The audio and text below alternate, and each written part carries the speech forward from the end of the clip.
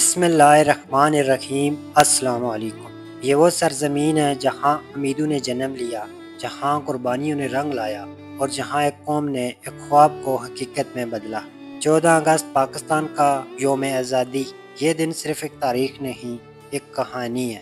قربانی، ہجرت، جدوجہد اور یقین کی کہانی۔ 1947 برِ صغیر کے مسلمان ایک الگ وطن کے خواب کے لیے اٹھ کھڑے ہوئے۔ یہ آسان راستہ نہیں تھا۔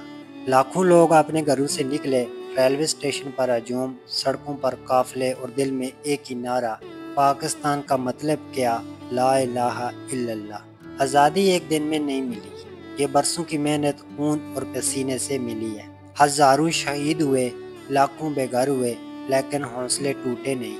اور پھر وہ دن آیا، 14 اگست 1947، جب دنیا کے نقشے پر ایک نیا ملک ابھرا، پاکستان۔ آج اسلام آباد اس آزادی کی علامت ہے۔ یہ شہر نہ صرف ہمارے ملک کا دل ہے، بلکہ مستقبل کی امید بھی ہے۔ یہاں کے درختوں سے لے کر مرگلہ کی پہاڑیوں تک ہر چیز آزادی کی خوشبو دیتی ہے۔ 14 اگست ہمیں صرف ماضی یاد نہیں دلاتا، یہ ہمیں آج کا فرض بھی یاد دلاتا ہے۔ فرض کہ ہم اپنے شہداء کی قربانیوں کو ضائع نہ ہونے دیں۔ فرض کہ ہم اس ملک کو سنواریں، تعمیر کریں اور آنے والی نسلوں کے لیے بہترین چھوڑیں۔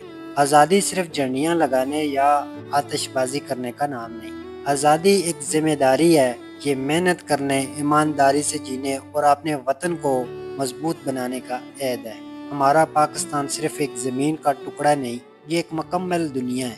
شمال برف پوش پہاڑ، جنوب نیلا سمندر، مشرق میں سنہری کھیت، مغرب میں سنگلاخ چٹانیں۔ یہ سرزمین ہمیں قدرت کی نعمتوں کے ساتھ ملی ہے، اور اب یہ ہم پر ہے کہ ہم اسے کہاں لے جاتے ہیں۔ 14 اگست ایک دن جب ہم اپنے دل میں یہ دعا کرتے ہیں، یا اللہ اس ملک کو سلامت رکھ، اسے دشمنوں سے بچا اور ہمیں اپنے وطن سے وفا کرنے کی توفیق دے۔ یہ زمین ہمارا فخر ہے، یہ پرچم ہماری پہچان ہے، اور یہ آزادی ہماری سانس ہے۔ اسی کے ساتھ اجازت لوں گا۔